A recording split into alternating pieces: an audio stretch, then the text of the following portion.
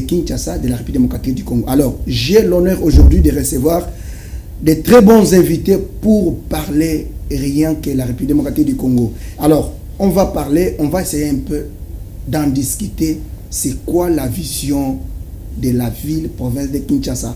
Des vidéos de partout et tout le monde veut savoir concrètement qu'est-ce qui se passe. Vous pouvez dormir aujourd'hui et demain. Les autorités de Kinshasa se mettent devant vous et on dit demain on va démolir ici. On va démolir comment? Est-ce les problèmes avec des victimes, les problèmes avec l'État congolais, y a-t-il aussi des gens qui sont en ordre avec leurs documents et puis ils se sont retrouvés dans la rue? Alors, au cours de cette émission, vous allez aussi suivre quelques réactions de certaines personnes. Autrefois, vous avez suivi aussi les avocats du général Katumbayi. Là, je parle du secrétaire permanent de la CONADESI qui ont aussi saisi la justice parce qu'un service de l'État s'est vu aussi démoli comme tout le monde, sans aucun message, sans aucun avertissement. Alors, j'ai l'honneur aujourd'hui de recevoir le pasteur, il est aussi avocat. Il s'agit bien de maître Emmanuel Potoyi. Il est secrétaire général des synergies de Sokopao, des victimes de Sokopao. Vous avez déjà entendu, il va essayer un peu de brosser. Et le deuxième invité, le pasteur, ils sont tous pasteurs, hein? Pasteur Amos Ngeleka, il est trésorier général et aussi porte-parole de la même structure, synergie des victimes de Sokopao. Avec eux sur ce plateau, on va essayer un peu d'en parler. Peut-être, ils n'ont pas raison, c'est l'État qui a raison. Mais au cours de cette émission, ils vont nous dire pourquoi synergie de Sokopao, qu'est-ce qui s'est réellement passé. Parce que apparemment, le message qui est relayé, c'est qu'on était allé démolir Pakadjouma. Est-ce que Pakadjouma est égal à Sokopao? Avec eux, on va essayer un peu d'en parler. Alors, on ne sera pas seulement en français, on va être bilingue pour Maman Moko à Landabiso, de très loin de Kinshasa, à l'intérieur, Oyebi, Mikolo, Lingala, Pe et Kosunga, pour être vérité. Et Yeba, Kozala Joseph Kayembe, je suis devant vos écrans. La partie technique est assurée par Privali Wambela et toutes les autres bonnes personnes qui nous accompagnent comme ça dans cette émission version originelle. Alors, je vous retrouve maintenant pour entrer dans les vifs de cette émission. Alors, maître, je commence par maître ou je commence par les pasteurs. Qu'est-ce qui est bon? Appelez comme vous voulez. Merci beaucoup. Bonjour et bienvenue sur ce plateau à maître Emmanuel Potoyi. Bonjour mon frère Joseph. Bonjour à tous ceux qui sont en train de nous suivre pendant ce moment en République démocratique du Congo ainsi que partout ailleurs à travers les réseaux sociaux. Merci beaucoup, pasteur Amos Ngeleka. Bonjour. Bonjour Papa Joseph. Alors, Tozo Banda Mbalamoko. Parce que Eza Masolomoko est très intéressante. Tolingi Toza la trop francophone. Faut bana bayimbo kaba comprendre ma kamboni ngeleki. Selon bakonzi ya mboka, to bakonzi ya Kinshasa, ya ville ya Kinshasa, babukaki na Pakadjouma. Nil part na yoki babeti li solo ya Sokopao te. Mais bino bolobiki babuki bino. Qu'est-ce qui s'est passé réellement? Tobandina pasteur Emmanuel et puis kaka na question na toya ko chitepe na pasteur Amos. Oui, merci beaucoup. J'allais d'ailleurs proposer tes ali malamu tolo bana lingala. Voilà. Pour na monineti français pe ezali ko tungisa bato ebele. OK. Olobi a malamu ete likambo ezali que babuka ki Pakadjouma. Nini esalemi en réalité na kozala na bosenga ete bato bazali kolanda biso basala vraiment keba instrumentalisation ndenge balobaka na lopoto to kobebisa makambo to kotya makambo ya lokuta na kati ya mitu ya bato eleki au niveau ya bakonzi ebele bazali kokamba mboka bazali kobimisa information selon laquelle bazobuka Pakadjouma po ete insécurité soki makambo ya kindumba soki makambo ya kinimi ebele ekomaka kaka na Pakadjouma nzoka na se na likambo ya kobuka paka juma bato bakotisi mayele na bango ya mabe ya banda kala oyo balingaka te mabele ya sokopao ezala. Bokolimbisa ngai po ete na kotanga bato mususu awa na kotanga panza te na lipe na ba preuve ya makamu nazali koloba babimisi na misu ya bato likambo ya paka juma soki botali na ba réseaux sociaux nyonso likambo bazali koloba ezali paka juma soko landi na ba chaîne bazoloba kaka babuki na paka juma nzoka nde na se na likambo ya paka juma bakotisi mayele mabe ba déborder pona kokende kubuka bandako ya bato oyo ezali na mabele ya sokopao 1 sokopao 2 sokopao 2 bus na sokopao 3 mabele wana oyo bato bafandi kuna bazali na bamikanda nyonso oyo esengeli na ndimi te papa Joseph pe balandi oyo bazali kolanda biso ete na mboka oyo ya biso ya Congo kobana na Kinshasa kino na ba province na ndimi te ezali na site moko oyo ezali na mikanda ndenge moko na mikanda oyo ezalaka na sokopao na ndimi te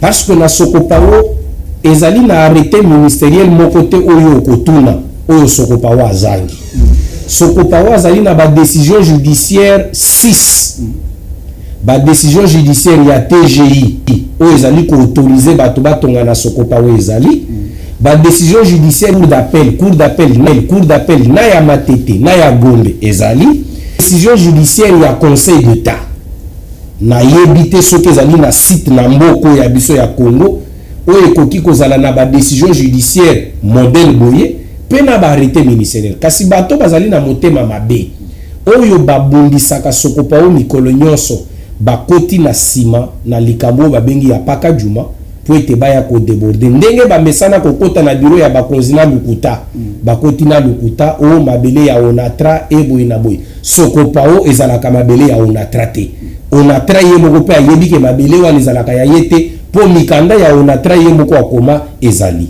Donc voilà un peu ezali lukuta o bazali ko bimisa na miso ya bato o ete bazobuka paka juma nzoka bakoti ti na sokopao parce que paka juma na sokopao tozalaka ba voisin ba déborder mondelo ba kotiti na espace ya sokopao 1 2 bis na 3 extension pour ete bakokana kobuka bandako ya bato oyo batongi na légalité banani bazali kosala malheureusement ezali ba autorité provinciale gouverneur de la ville nazali komi tu na soki réellement ayebi likamuni na yaki kosala tango mususu ya yaki na copie ya paka du memba kosie na ministre ya environnement Léon Mulumba oyo spécialité ya famille Mulumba okolimbisa ngai spécialité ya famille Mulumba eye ko se révéler que spécialité na bango ezali nde makambo akobukela bato bandako tozwa ba vice gouverneur ebele na mboka awa toyoka bango na makambo akobuka bandako te mais tango tozwi vice gouverneur Jekoko Mulumba bomonaki spécialité na ye malgré que Ngobila azalaki gouverneur mais vice gouverneur ye azwaki spécialité ya kobuka bandako toye kozwa ministre ya environnement provincial Léon Mulumba grand frère ya Jekoko tozwa pe ba ministre ya provincial ya environnement nanu toyoka bango na makambo na te mais okotala bango spécialité na bango ezali ya kobuka. Léon Mulumba, son excellence monsieur le ministre provincial et environnement combat na ye na sokopao e bandi lelote combat na ye ya sokopao e bandi depuis kala depuis 2018 bolimbi sangai pona lobi na kokosela mutulika mute o ezali réponse ya ministre national ya urbanisme et habitat Koko Nyangi. Nous sommes le 13 juillet 2018 13 juillet 2018 Tshisekedi a continué na pouvoir te Léon Mulumba zokomela ministre national ya urbanisme pona koyebisa ye ke bato batongi na mabele ya onatra na sokopao ministre a répondre ye pona koyebisa ye que likambu ya sokopao justice esi akata cour suprême esi azwa arrêt na ye na makambu ya sokopao ngai lokola ministre na koki kokota na likambu wana te mais okomona ke Léon Mulumba lembite a continuer tango azwi chance ya kokoma ministre provincial azongeli combat na ye na makambo ya sokopao abanango lelo te c'est depuis 2018 lettre na ye yango donc c'est pour dire que c'est un combat ya famille moko boy bon na lingi na comprendre moi moké peut-être un porte-parole na trésorier pasteur Amos akomeka kokoyebisa est-ce que et comme problème ya famille mulumba na sokopao to eza problème ya kenon bino bozali na ba documenté yango ndezo sala ke parce que nazo appuyer ou nazo pesa lumière na oyo maître Emmanuel pasteur Emmanuel Awuti Koloba tomona awa na Kinshasa kobuka banda kuna na niveau moko ke bato balobi ke ezali kama mususu na ndeko jekoko mulumba. À notre grande surprise, tango lisusu Daniel Bumba d'ab 1 baton so bayebi kaza combattant mais tango kaka ministre na environnement côté babandi makam bazo buka partout. Est-ce bino sokopao bozana problème moko boye na famille mulumba to bazo sala musala na bango lokola ba autorité nyonso ya vie de Kinshasa? Papa Mose, pesa biso réponse. Merci pour la question. Na bandika na lettre oyo. Mundu lettre pasteur Emmanuel Rakisia. Voilà. Lettre oyo ezali lui ministre. Azana no ministre provincial te. Aza ko réclamer ma belé à Onatra. Na ebité à ce moment là azaki avocat Onatra. Ou bien azaki nani? Hein? Yebsanga na tanwana aza ni ministre te. Azo réclamer Onatra azali Onatra yemo ka réclamer te. Voilà. Mais yé amitié na place ya Onatra pas à réclamer ma belé wana o biso to vandi wana. C'est pour vous dire que place wana est un problème ya Onatra te. OK. O nazo yebisa batu nyusu faut pas comprendre. Ngai toza na ba preuve. Problème ya famille wana bango baza musala na bango commission ya mabele. Koteka mabele ya l'état. Mais musala na bango. Mabele wana basi batekeli yango ba indien. Ozomon. Makambo on a 13 ans wana te. OK. Donc hôtel de ville. Donc azana kacha kopa biloko wana ba sala. C'est-à-dire que ministre de l'environnement, ministre provincial ne a memi cop ou so teza cop na bango eloko wana eza cop. Cop ndenge ozomona. Eza cop. Ndenge ezoselema. Papa na ebishi OK. Yo somona paka juma ya 7e. Paka juma ya première ezalaka. Ezalaka te. Paka juma ya deuxième ri ni troisième ri ezalaka. Paka juma ezalaka te. Paka juma to ebisa na polar. OK. De côté paka juma ezali. Mais lelo oyo que ça soit bourgmestre ya limité. A comme ça paka juma na 7e, a comme ça paka juma na 3e ri. Ba kino nyonso baza ba biviro na kin. Nani oya yebi paka juma ya 2e ri ya ta première ri. E banda kuna te kam. Sikoyo bazoke ndo pesa rapport. Na moni ba rapport na bango samedi ba ke kuna pas ministre intérieur. Ba 26 ministre non to sali musala nyonso to buki paka juma et sili ba paka juma OK. Et pourtant ba buki paka juma kakate ba buki sokopa mubimba ba buki sokopa mubimba bandi de première ri jusqu'au 12e ri. Donc na baimbo na lien quand même les meilleurs ezala. Donc quand on parle de paka juma c'est en dehors il y a première ri ti na 12e ri. Oui, paka juma comme la première ri tous à la limite bango ba bandi première ti aux polar ti OK côté à on est toujours que de baramoto hein. Donc mais l'équipe première ri voilà vous comprenez to bandi première ti 12e ri et tous 11e ri wana sokopao et vous avez tous les documents mikanda nyonso papa toza nango tona document nyonso eloko ezokamisa ngai eza likambo ya gouverneur. OK. Gouverneur na moni gouverneur aye wana aza koloba ke bango baza kosala musala oyo parce que pour un problème d'insécurité nazo ba niveau insécurité zo le belango te na sokopao biso to na insécurité te sokopao toza na mikanda nyonso kobanda kaka na conseil d'état. OK. Nazo le ba pona gouverneur toza na arrêt où est condamné ville province à Kinshasa. Ya ngone na ligina yeba parce que to yebi sous numéro 577 et 596. Donc to gagner na cour d'appel de Kinshasa Gombe. OK. To gagner gouverneur et puis toza na démarche pour à dédommager biso mbongo na biso oyo akotaki pour na bi de pouvoir na décision méchante. Mais soki décision ngeza ya nini? Décision 2023. Mais démolition en 2022, décision en 2023. Mais finalement, nazo. So, à gouverneur, on a zone sous. Ça, c'est la honte. Il y a République. Bon, avant de continuer, mais parce que Namoni Makamongo est commis compliqué. Tout ça, non, Nabaoyo, Bazana, Babuki Bango, Bazole, Nabaoyo, Bazana document. Priveli Wambela, Okoki, côté de Bissouma vidéo, Namoni Bato Bazole, la Bazo, tout le président de la République, Likambo, Ezali, Nini. Est-ce que Nabaoyo Babuki? Nabaoyo Bazana Mikanda, Babuki Bango, Nabaoyo Babuki, Bazana Mikanda, te Babuki Bango. Donc il y a la confusion totale. Alors, Wambela, tu peux encore nous proposer un peu Toyo Kanano, maman Oyo Bazali Koye, chef de l'État ni parce que na mon net commis confusion entre bato bazo accompagner soi-disant vision chef de l'État na ba Oyo baza ba ennemi mene kati ya pouvoir. To la nanana. Masasi na ba soda la bino wana ndaza na force navale. Pe mona na uniforme babeke masasi pe bobuki biso na elo na 50 te. Sikonde eza boye biso totelemi abilo boteka kama belaka wela boye beza ya leta boteka ngopo anini. Siko bo biso beto otana sika to kente bana bazotanga bana pe classe na bango bakata siko ifo bozela te école si na bakanga congé to luka bisika boye buka biso siko bo buka biso bo poto sala nini toke no vanda apito yo pesiko na kente to vanda kaka so boye bonga biso kaka bamemi batulobi bamemi be batolobi bakena bango kuna na mai ya Serekinjuta kuna babungi njela bateke bafumu balobi bosomba mabele te mabele na bango bato bakokoma kuna te bato batelengani balai libanda kuna pe banyoka bato baboma bato baza kuna ebele boyende baboma biso population pende bako voter bino bomema biso na mobondo kuna pe ba mobondo baboma biso na bana ke masasi na basoda la bino wana. Ah, Privali Wambela, merci beaucoup. Apparemment, maître, en tant qu'avocat Moulobeli, confusion est à Ao.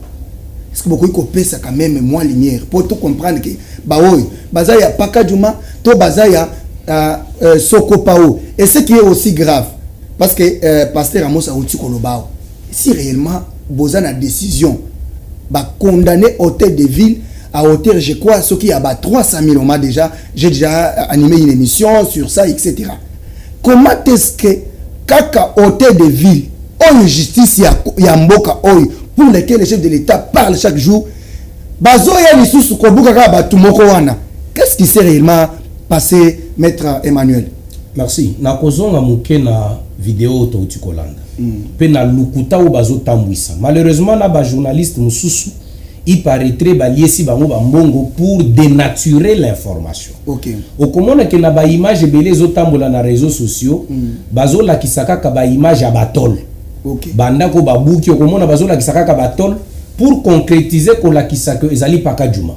Côté babuki ba immeuble ya minene, 3 niveaux, 4 niveaux, 2 niveaux. Ngai église babuki église na ngai yaki ya tolta. OK. Ndaku na fandi babuki yaki ya tolta, yaki matériaux durables. Okomona ba image wana bakolakisa yango te. D'ailleurs tango bato baza sur terrain bazo meka ko filmer, ba policier nyonso codé bazo kanga bato bazo filmer, ba caméra ezaka ya bango. Et tango bazo projeter bazo lakisa ka batol pona ko habiller lukuta na bango o bazo lo bakezaka ka côté ya Pakadjuma. Ndenge pasteur Amos auta ko ba aw Pakadjuma etikala ko koma tina 6e rite. Pakadjuma etikala ko koma na 7e rite. Pakadjuma yeba na eza ya lelote. Et puis mutu nyonso ayebi que na Pakadjuma kuna bato bafanda bazala kata na mukanda ya cigarette te. Ata papier ya cigarette ezala kate. Tozongi na likambo ya arrêt auto samba na hôtel de ville. OK. Bato bele bano baka makambo bare. To samba na hôtel de ville tango ndeko Jekoko aye ko forcer ko buka na 2022. OK. To saisir cour d'appel ya Gombe. Hôtel de ville atindi avocat na ye, maître Vincent Bimbale Mbo. OK. Avocat ya hôtel de ville. To sami ndenge balobaka na droit contradictoirement. Donc ya biso ba avocat to lobby, ya hôtel de ville pe ba lobby. Nasuka, l'hôtel de ville a été condamné au paiement de dommages et intérêts pour la banda kwa bukaki. Pour na nini? Parce que l'hôtel de ville ne pouvait pas se permettre ya kokende kobuka un site où ezali couvert même na arrêt ya conseil d'état. Vraiment. Donc Joseph ezali ko sala passi. OK. UDPS avant ils ont pouvoir. La chanson j'étais à l'UDPS. Je préfère que le bango na passé j'étais à l'UDPS. OK. Nzembo ezalaki mibale. Le peuple d'abord, état des droits. Ok. Mais je me rends compte que l'état des droits, ndenge ya ko définir yango peut-être nde batu ba yebite. Là où il y a un arrêt du Conseil d'État, là où il y a des décisions judiciaires, vous pouvez vous imaginer son excellence Léon Mounou Mazo kota na terrain. Alubi nazo bukanyo son nazo la lisa. On se présente devant lui bazo yebisa mais excellence si kozo ya ko buka, tozali na arrêt ya Conseil d'État, tozali na ba jugement. Oyebi réponse excellence azo pesa. Alubi bozo pa papier wana bokende na na toilette. Un ministre provincial. On lui dit il y a une décision judiciaire. Mais c'est gravissime. C'est une manière ya kofi na ba juge bazu ba décision. Donc toza na mboka moko ya mutu nyonso considère malamu selon oyo mutu na yezo yebisayi. Vraiment. Construction anarchique, c'est une construction anarchique selon les ministres. Voilà. Ce qui ministre en lobby anarchique et anarchique. Ce qui a l'ONU, ministre Moussou Soye a lobby conscient les amalam, les amalam. Voilà. Oya koya pe a lobby anarchique, les anarchiques. Donc les constructions deviennent maintenant anarchiques selon les humeurs. Non. Dans un pays, dans un état dit de droit, ndenge tolobaka état de droit, makamu esengeli kotambola bongote. Bato balobaka mingi. Mabele wana eza ya l'état, kaka mbanga, eza ya l'état. Mabele eza ya l'état te pona sentiment. Loi Nabiso Ezoloba était soko tangi article 53 de la loi foncière. Et lobby le sol est une propriété indescriptible, inaliénable et exclusive de l'État. Et ça n'est pas le sol et le sous-sol appartient à l'État. Ata ici quand yo zoka lisake nazana lupango na gombe. Et ça mabele à l'État. Voilà. Mais c'est l'État qui décide.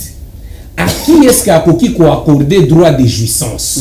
Ce que tant l'État a dit ce droit de jouissance, après ça, il y a des actes, il y a des autorités compétentes, il y a des autorités habilitées, il y a des actes. Et là, vous allez des décisions, il y a un ministre national, arrêté ministériel, il y a un ministre national. Bizarrement, un ministre provincial vient, un gouverneur vient, mais nous sommes dans quel pays? Nous sommes dans quel pays? Parce que le loza ministre, ok, merci. Mais ngai na koyebisa na yo mutoza ministre. Na koyebisa na yo mutozali gouverneur. Na koyebisa na yo mutozali soki nini. Papa, pouvoir esilaka. Ok. Toyebi bato na mboko oyo. Lelo baza wapi? Ba mususu ba wana bakenda est. Voilà. Mais tant que bandaki ko bondo na kisasa. Parce que nazo mona pe ba ndako privé ko tsapi na les lois au parce que ont pouvoir. Voilà. Le colo ont pouvoir, ils ont bagarre de bengango anarchique. Mais lobby pouvoir est aussi là. Peut-être ngai oyo mutobuke linda oyo. Lobby peut-être ngai mais na kicho yozali. Obuki ndako, obuki ogilizo, obuki bandako ebele alors que nazana mikanda. Tout ça, ce sont les documents. Il y a 6 décisions judiciaires. Voilà. 2 décisions judiciaires. Il y a TGI Matete. Voilà. 2 décisions judiciaires. Il y a cour d'appel. Non, c'est ça, Mikanda. Ça, c'est l'arrêté ministériel. Il y a urbanisme. Ça, c'est publié au journal officiel. Publié au journal officiel. Ça, c'est le plan d'aménagement du site. Et insertion, il y a plan Oyo, la ville à Kinshasa. Est-ce que c'est moi qui ai fait ce plan? Ces plans est fait par des experts. Mais avant, il y a Kobuka. Pourquoi ne pas consulter ces experts? Au Tcheba Galon, parce qu'on a les ministres, parce qu'on a les gouverneurs, parce qu'on a les je ne sais pas moi qui. Papa, pouvoir ici là. Il n'y a pas de pouvoir éternel. Joseph Kabila Kabanga a fait 18 ans au pouvoir. Les lois Zali Wapi. Voilà. Pouvoir ici là. Même il y a eu aussi là. Parfois, Moutoyo Lelo Obuke Lindaku. Yendako Koma Mokozi. Awa les alakasoki ba yeko buka. Même moi si nanga yebi. Na yebi saka yeko weli sako bimisa biloko te. Voilà. Sauver nga mikanda. Priorité pour nanga ezalaka mikanda. Na préféraka ba buka. En 2022 bakangisa ngai na équipe ya vice-gouverneur. Bakangisa nga batinanga na IP crime. Balobi naza kuluna na tindi bato babwaki na gouverneur mabanga et tout. Nalibi nazaika na mukanda nanga. Chaque fois bakotaka na terrain elongi nanga ici yebana. Voilà. Mais nazali ko alerter pe ba autorité parce que ma sécurité est en danger. Je suis recherché pour te basalela nga mabe na bato bango ba engageaka certains éléments ya ba force du progrès. Ça c'est l'arrêt du Conseil d'État. C'est le Conseil d'État. Conseil d'État. À l'époque du professeur Vungaoui. Voilà. Et bah autorité on a bayebi que Sokopao ils en a ba décision oyo. Mais bazo foulé yango au pied délibérément. Mais comment on peut dire que bazo songa chef de l'État? Makambo Sokopao aussi toloma makambo Mikanda, ce n'est plus à démontrer. Voilà. On attra. Après makambo nyonso on attra à comment à senga ba salele ba certificat d'enregistrement ya babilo ba concession na ye ou bien ya ba immeuble na ye. Il a 4 ou 3 certificats d'enregistrement na bisika wana. Le reste de l'espace ne l'appartient pas. Mais bazo sunga chef de l'État na ndeli na zonge pa ya passer Ramos. Apparemment bazo profiter na naïveté na bino. Comment bato bino bozana ba mikanda. Lelo baye babuki, lobi baye kubuka. Autant de fois bino attaque en tant que bayimbuka. Bo salini ne pona ko réclamer ba droit na bino na Sokopao pona makambo oyo ville de Kinshasa ezali ko sala na makasi. Non papa, au moni biso toza naïveté. OK. Tozali batoyo batanga toza na mayele. OK. Tozo sala lokola batu. Bo moni biloko esalami na paka jumwani. Ba paralyser batu nyonso ba lekite. Mais biso tosali bongo te. Voilà. Mais toza capable de sala plus que ça. OK. Parce que toza ebele ko le bato wana zo monde. Toza ebele. So to bi to benga tous les victimes bazala. Voilà. To kokene wana bokomona bakozanga place ya biso te. Mais loko moni que chaque fois bayaka to gagner kaka bango. Vous comprenez? Voilà. Ça veut dire que bayaki toke na conseil d'état to gagner république. OK. To yé gouverneur gouverneur Ngobila à l'époque, to gagner gouverneur. Ce qui fait que au tête de ville à côté ko ya les sous-soutés, ko ya ko buka bisoté. Vous comprenez? Ça dit to vanda kimiate to kenda kaka ka kubundisa bango pour que to kende kozwa gain de cause na niveau de justice. Pour biso to na confiance ka justice. Malgré politique il y a eu des personnes on ne comprend pas. Balingi justice ango tozo mona bazo nyata yango lelo un individu na yebité na mboka nini oyo un ministre provincial ya environnement azana pouvoir ya kubuka bandako na ngana yebike oyo c'est la honte de la République Vraiment. na yebité parce que oyo ngana même pas ministre affaires foncières même pas urbanisme environnement azo kubuka bato et puis ça n'a pas commencé aujourd'hui au moins loko oyo toujours le bango mikolo nyonso Sokopao Yé Léon Moulumba. Voilà. Ndemutu. Oyebi attentat qui la fois passée à côté na Sokopao Voilà. na mort ya Wampang. OK. Wampang est mort. Wampang est mort. Baye kolati sabino kwa politicien. Place wana Wampang est mort. Kaka likolo. Pour défendre Sokopao. Lelo atika famille na ye. Atika famille na ye. Il est mort pour défendre Sokopao. Mais politicien va récupérer les Kamwana. On ne comprend pas. Wampang c'est les frères quand même. Il y a chef de l'État. Les lois, Aza quand même un grand combattant, représentant IDPS aux États-Unis. Il a été tabassé et décédé dans des conditions cachapona Sokopao. Parce que tracteur et quota pour il n'y a quelle justice dans ce pays. Tracteur et quota en 2025. Mais les politiciens n'ont pas récupérer les Kamwana. Mais la vérité c'est dans Sokopao. Donc, conseil na CG Kabouya Batou. Vraiment. Le problème c'est Sokopao. Vérité Zawana. Vraiment. Mesdames et messieurs, je vous rappelle encore que vous êtes en train de suivre la version originelle, votre magazine d'information. Vous avez la possibilité d'écrire tout simplement version originelle TV pour avoir l'intégralité, mais aussi suivez-nous sur la télévision, FM Télévision et d'autres télévisions partenaires. Mais maître, Bosalinin, Bobuki, Botongi, Babuki, Botongi, Boganye procès, Mbongo, Bazongsi Libinote, Baye Babuki, Awa Bosalinin, message ni, et là, quand vous kosenga, na mokonzi ya mboka, oya yebisaka batu, na libanda ya mboka, tilelo na kati na mboka, pour na peuple d'abord, pour na état de droit. Yambona répondre na motuna na yo, ouais. Na kopesa une précision. Na komela ki DG ya Onatra. OK. DG Lukusa. Tango apazaki ba mikanda na ye kazo banda ba travaux ya ko relancer barai. Na komeli na lobi biso nyonso tozali tozo sepela ndengo zo lingo relancer barai.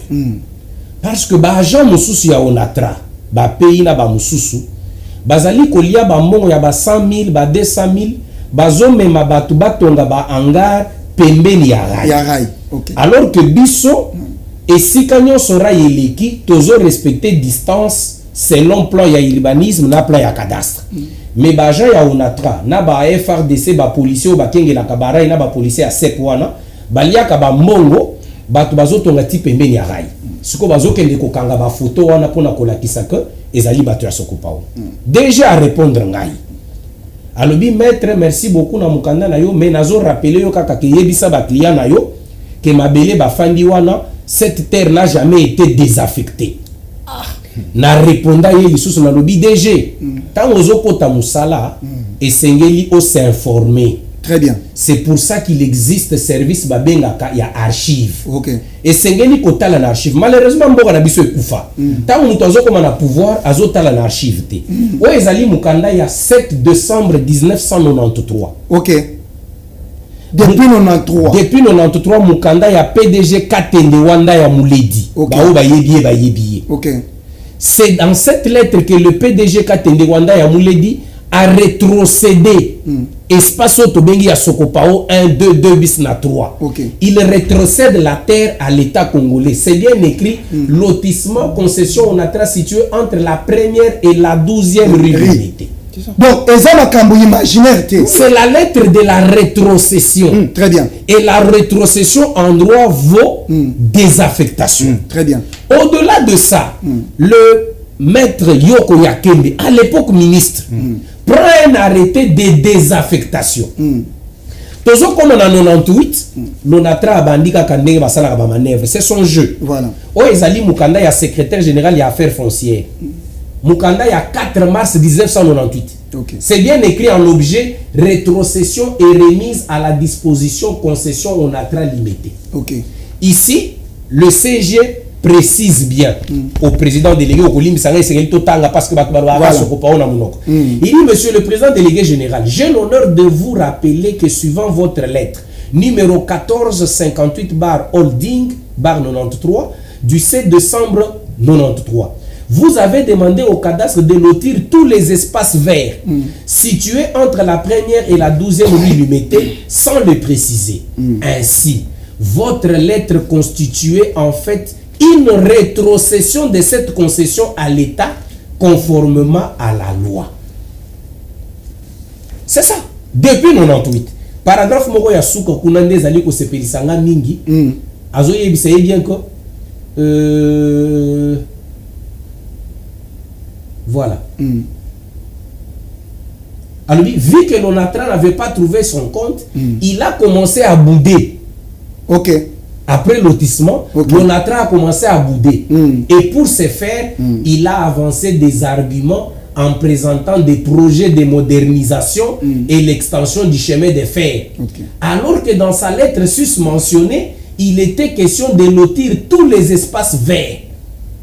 Et ça manœuvre ya ONATRA ya bandakala. Ce qu'a dit que Kope Baby a bandi projet ya relance et tout. Ça c'est l'arrêté de désaffectation on a lobby.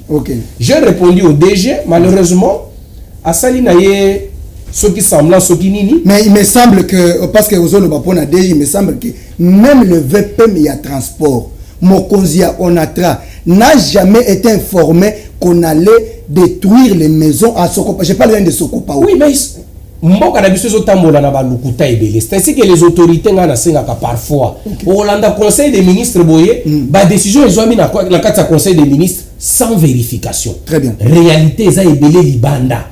Comment on peut prendre une décision biso to samana ONATRA? Très bien. Contradictoirement. Jugement 12008/12251 ya TGI Matete. Contradictoirement. To gagner ONATRA. Il a été interdit même aux agents de l'ONATRA ya kokota na terrain pour nous troubler jouissance na biso. L'ONATRA a conscient. Le problème c'est que ba autorité au bazali ko se ressourcer. Les gens veulent vivre dans les illusions. Au moins biloko ya tango to zalaki bana mike to fani na 12 heures yo kinzala obandi ndenge to fali boyo komona ka biloko ko lia bandi ko kita na likolo. C'est comme ça que les autorités bazoka mamboka. Dans les imaginations, on ne se renseigne pas. tobetili soro ya re ya conseil d'état Ouais. mutokoki komi tuna bokomi na conseil d'état na makambo mapango ndengeni. Dengeni. Il y a eu un arrêté à ministre Loumeya Doumalek. Ok. Pour rappel, c'est le tout premier ministre qui a été suspendu par Fachi Beton Voilà. dès que Fachi a contacté le pouvoir. Très bien. Parce qu'Azala qui très plongé dans la mafia. Ok. Ministre Loumeya a eu arrêté, il y a quoi annulé, il a arrêté, il y a Kalawana. Nano a salé à ta remise et reprise, il y a eu arrêté. Étant le ministre Loumeya a arrêté, ça c'est la lettre de l'ONATRA. Très bien.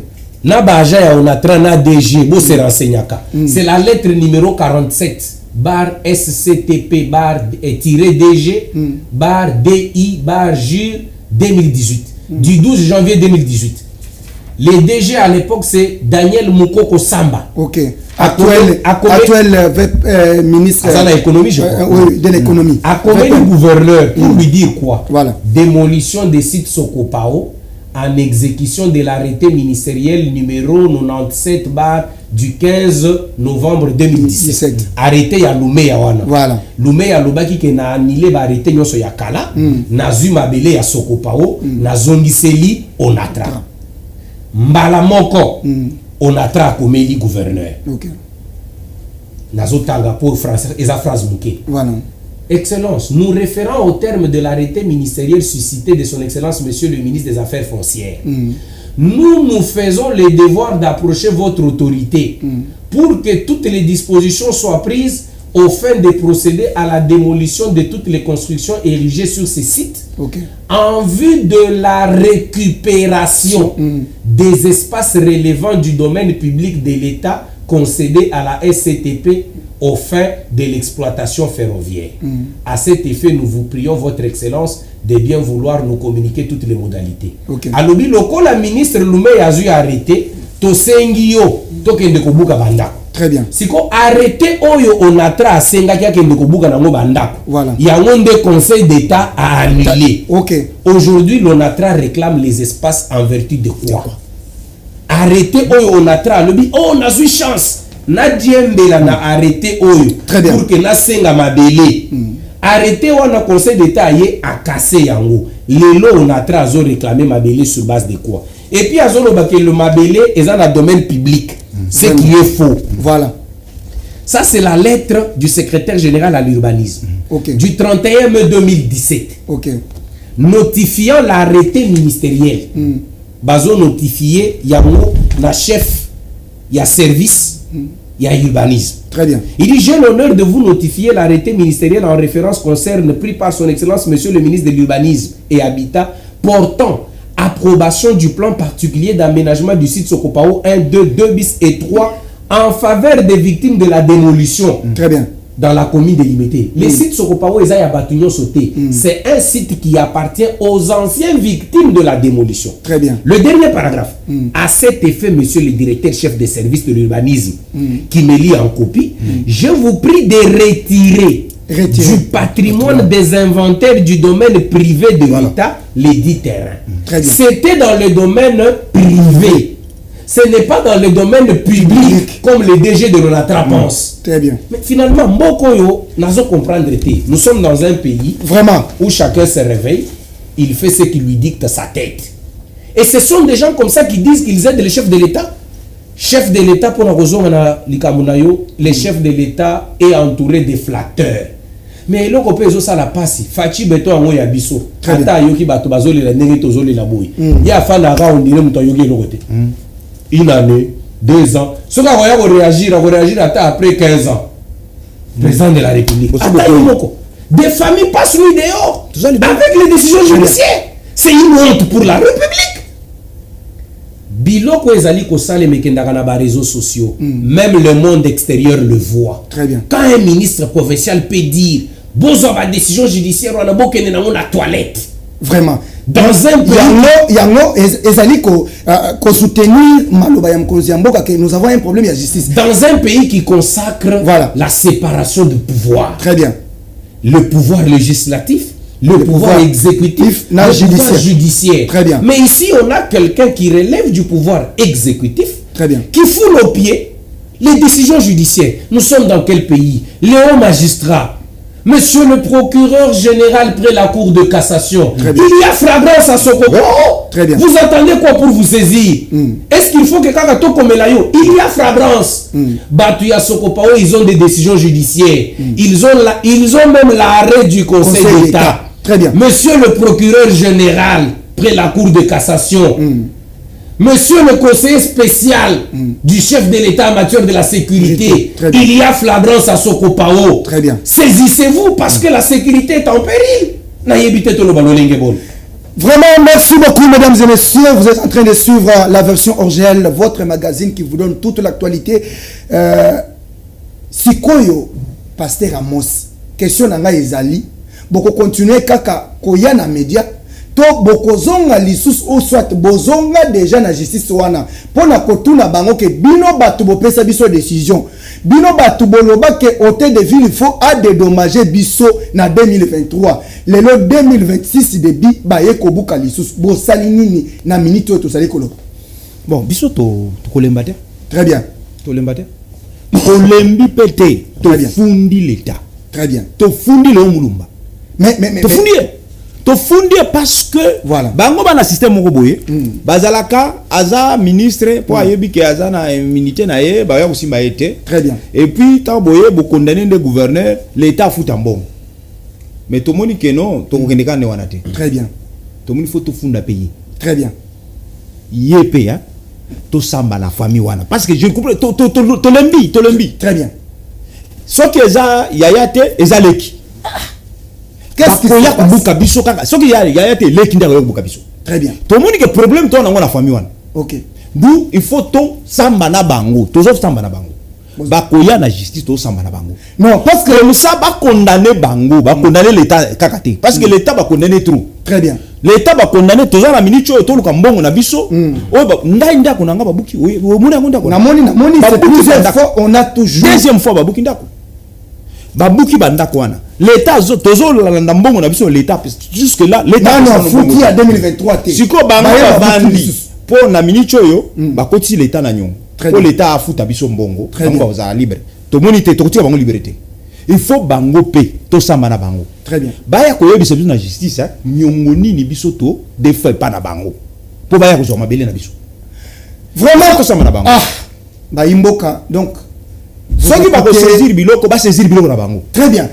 Vous êtes en train de suivre la version comme je le disais. Donc, Mokonzi Amboka, Talapeli Kamboy, justice Yamboka, oh justice nini, et cause à la ministre, Moutoumoussou soit béni à Zoïb Sanga que non, Ndeko Joseph Kayembe. To komina Kinshasa, soki moi Namboka ministre provincial alali à la Mouka Yebiso ke Nazo Buka Abuki, Toza Namboka nini.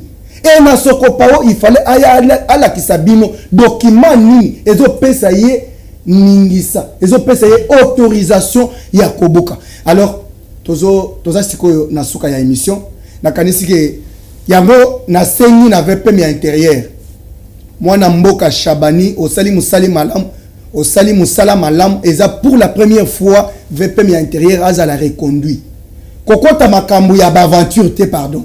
Est-ce que Kobuka est la priorité pour la capitale oyo? Est-ce que salité oyo est na mboka oyo na kati ya Kinshasa? Est-ce que Kobuka avant ya Kobuka bolongola déjà salité combien na kati ya ville ya Kinshasa? Peuple d'abord yangoyo. Alors pasteur Emani, nous tendons vers la fin de l'émission. 30 secondes, un message que vous adressez aux autorités. Et puis, na copie ça peut passer Ramos, après ça peut message dans 30 secondes, tout boucler émission à l'élo. Merci beaucoup. Premier message dans à son excellence, monsieur le gouverneur de la ville. Nicolo Azana principe, il y a retour à la norme. Excellence, retour à la norme ne signifie pas bafouer les décisions judiciaires.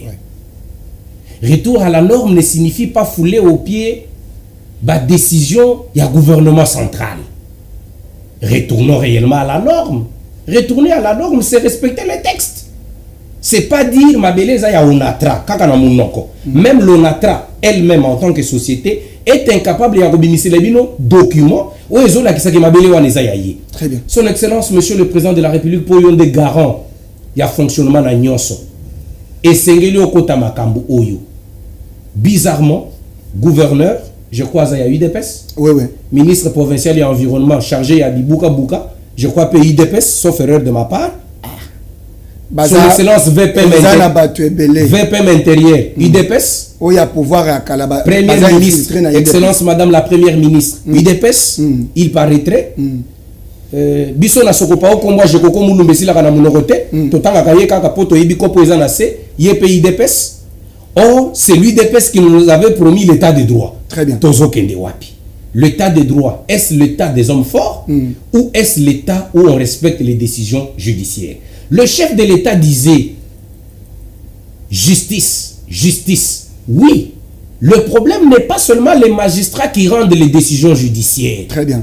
Mais imaginez-vous comment se sentira un magistrat lorsqu'il rend une décision judiciaire et que Bazobo Yakoto sa décision judiciaire naïe. C'est aussi un problème. Très bien, très bien, très bien.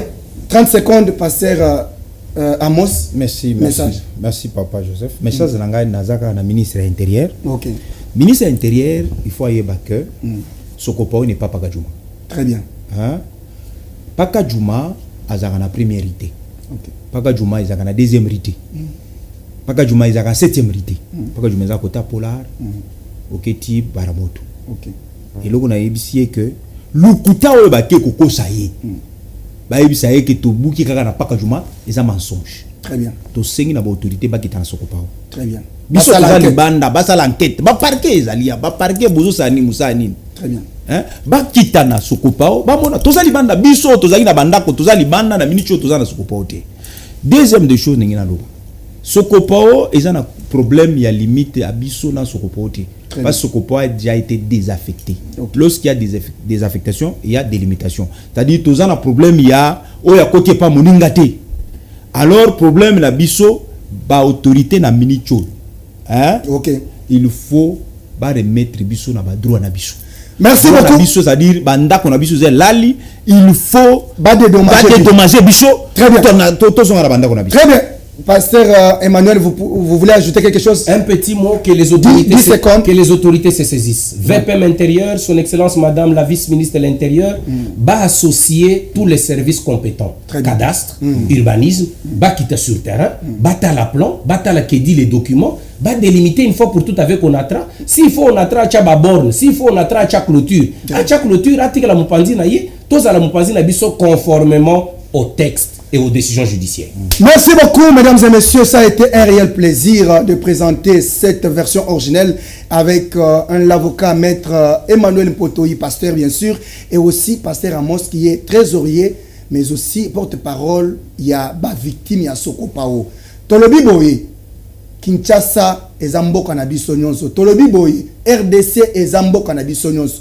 Bayebisa biso que le peuple d'abord, le peuple d'abord, va infiltrer Bakoma Makas. Tout ça pour ternir l'image à chef de l'État. Makambo Yangoyo, Batobazola Libanda. Tilelo, aucune solution pour na bandaku ya ba innocent. O bazana ba document mais babukela bango bandaku. Boluka kanda ya peuple té. Je vous retrouve très prochainement avec d'autres invités, mesdames et messieurs. Alors, vous avez la possibilité d'écrire tout simplement Joseph Kayembe sur les réseaux sociaux. Écrivez aussi version originelle. Vous aurez l'intégralité de cette émission. N'oubliez pas de suivre en direct sur FM Télévision.